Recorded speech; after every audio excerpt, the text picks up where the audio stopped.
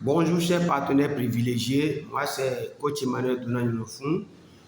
Si c'est pour la première fois que tu as la chance de tomber sur la chaîne Une mine échappée en Afrique, tu as deux choses à faire.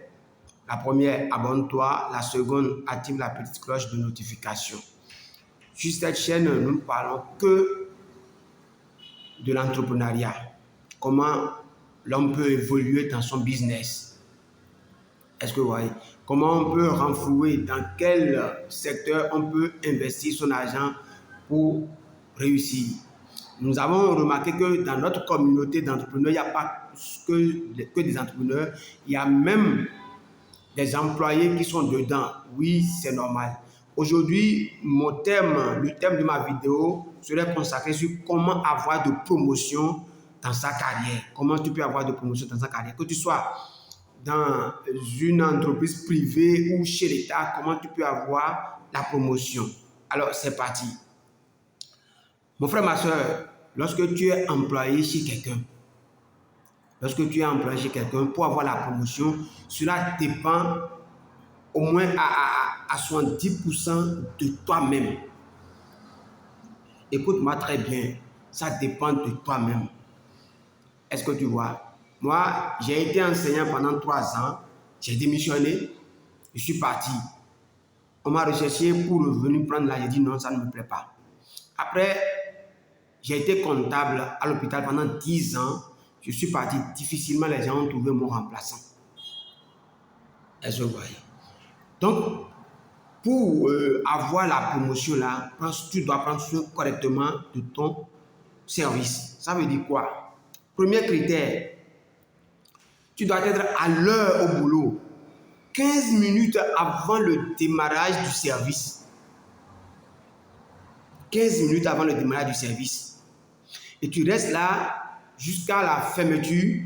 Après la fermeture, tu restes encore dans ton bureau en train de travailler, faire de petites choses. 30 minutes après l'heure de sortie, je vais t'expliquer pourquoi.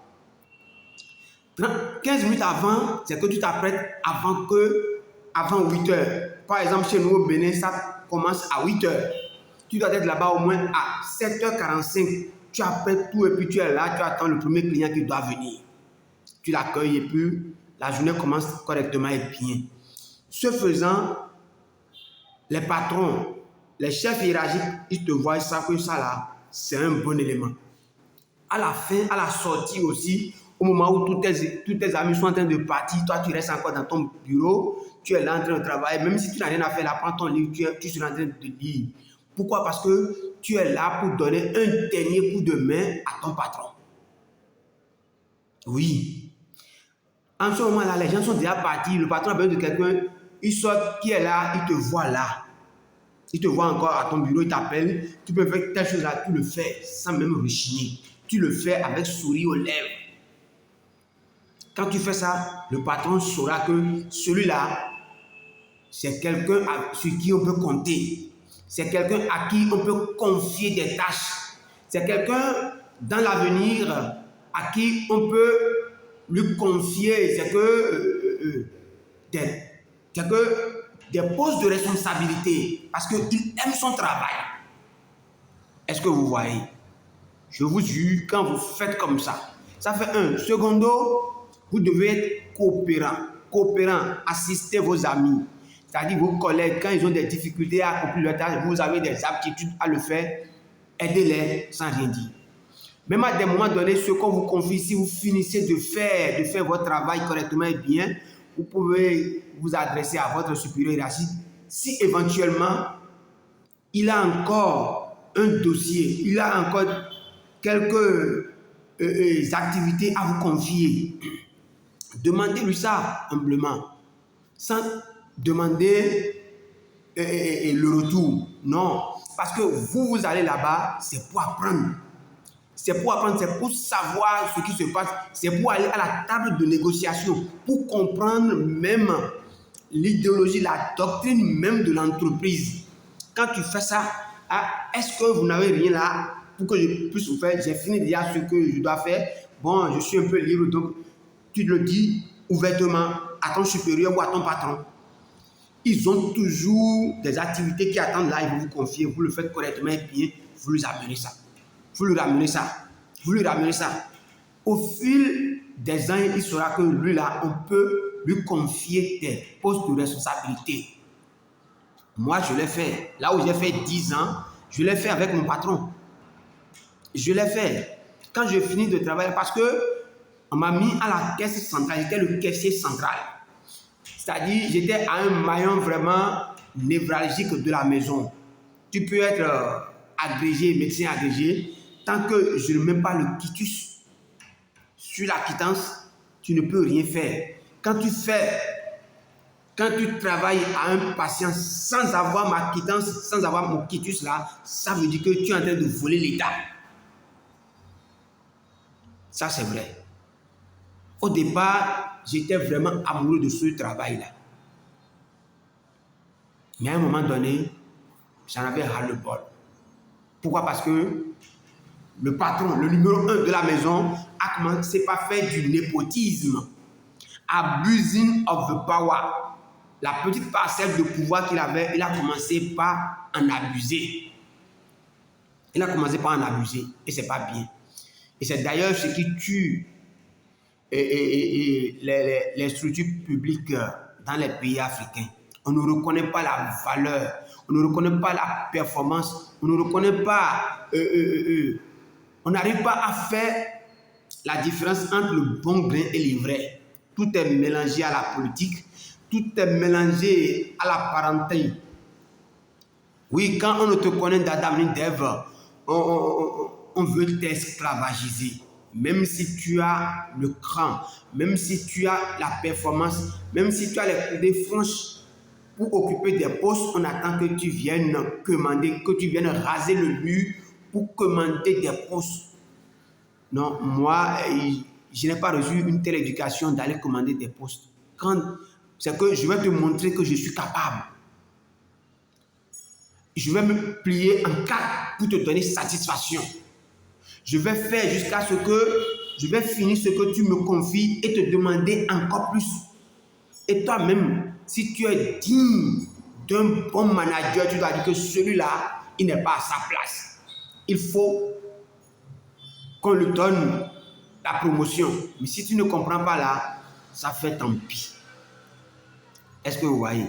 Surtout, cette attitude dont je décris marche correctement dans les structures privées. Parce qu'aucun employeur ne veut se séparer de son meilleur employé.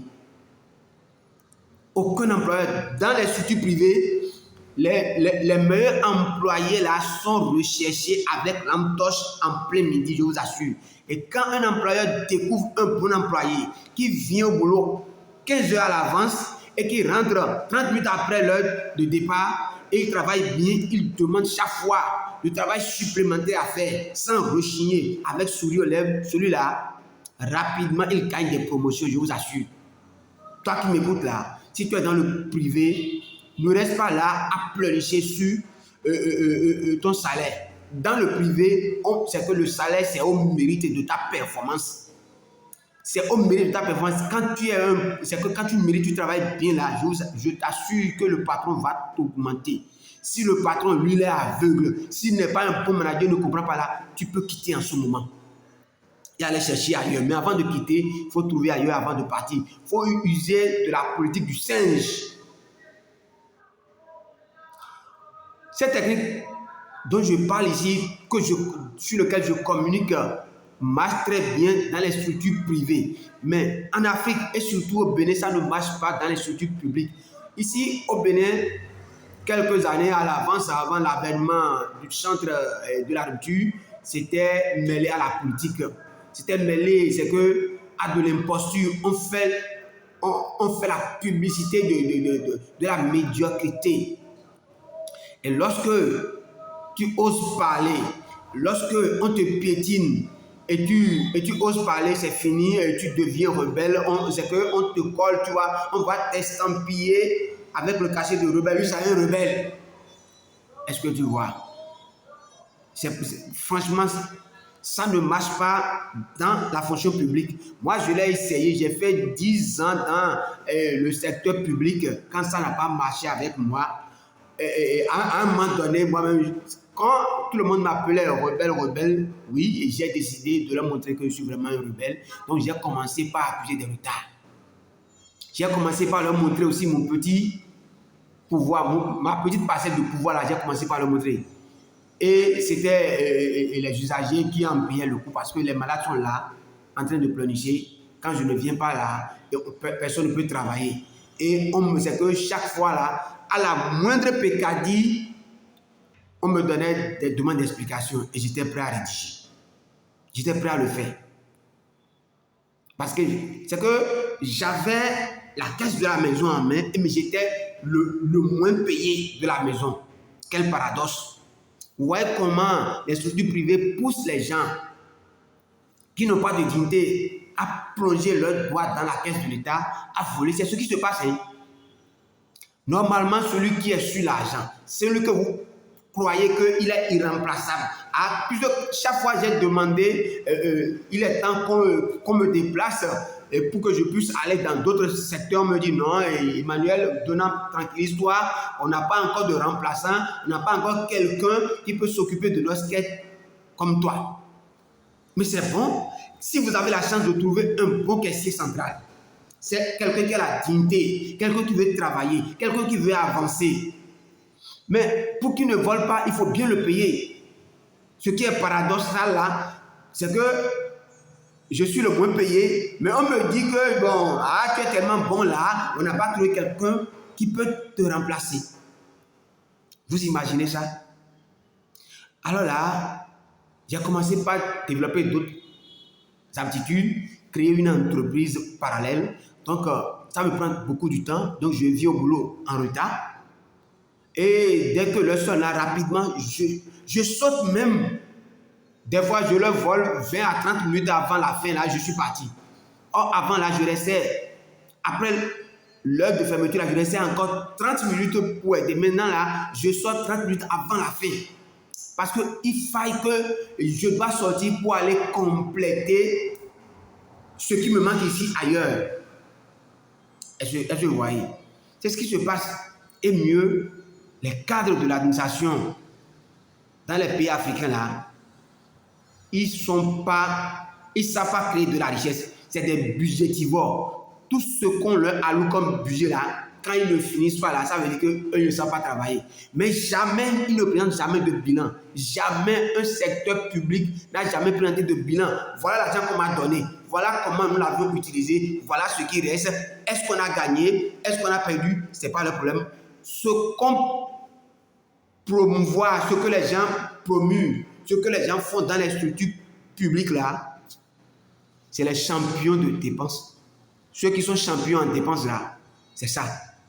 Et à la fin là, on va dire, oui, bon, le budget qu'on nous a alloué cette année là, c'est insuffisant, donnez-nous en plus, donnez-nous en plus. Mais il n'arrive pas, aucun secteur public ne présente de bilan à la fin de l'année. Mais ce sont eux qui vont s'acharner sur les privés. Ah, votre bilan, sinon, on va vous verbaliser, on va faire ci. C'est les premiers trouillards. Ils ne savent rien faire. Ils ne savent pas créer de la richesse. Ils ne savent pas créer de la richesse. Vous voyez, quand on rentre dans le dernier carré d'âge, c'est-à-dire le dernier trimestre, octobre, novembre, décembre, allez sillonner un peu les ministères, un peu les directions. C'est comment faire tout ce qui tourne dans leur tête, comment faire pour dépenser le reste du budget qui reste. Là, on commence par créer des missions impossibles. Ce qu'on peut faire dans son bureau là, on va aller rapidement, on va déplacer ça dans des motels, dans des hôtels pour aller travailler, ou bien on va déplacer ça dans une autre commune, toujours pour créer des commissions, pour créer des missions et dépenser l'argent n'importe comment. C'est ce qui fait que l'Afrique aussi a des problèmes de développement à ce niveau-là. Il faudrait que les gouvernants revoient leur système de gestion. Quand on alloue un budget à un chef, à un directeur de n'importe quelle structure, là, à la fin de l'année, il doit pouvoir présenter un bilan parce que il y a des entrées de fonds. Il y a des entrées de fonds chaque fois. Vous faites des prestations, vous avez de l'argent. Ce qu'on vous a donné là, comment vous l'aviez dépensé? Il faut pouvoir, le ministre des Finances de chaque pays africain doit commencer par demander ça à chaque directeur et les recadrer dans leurs dépenses. Sinon, l'Afrique n'ira nulle part. L'Afrique sera toujours un passoire, une passoire financière. On met dedans, ça sort par là. Vous devez être capable de présenter des bilans à la fin de chaque année. Vous devez être capable de nous dire, c'est que l'argent du contribuable qu'on vous a confié là, comment vous l'aviez dépensé. Si vous ne pouvez pas faire ça là, ça ne sert à rien de vous acharner sur les privés. Mais le privé, lui, il a intérêt à faire ça. Il a intérêt à faire ça. C'est obligatoire pour le privé. Passons ça aussi pour le public. Et vous allez commencer par voir les mêmes résultats qui sortent dans le privé, vont commencer par sortir dans le public.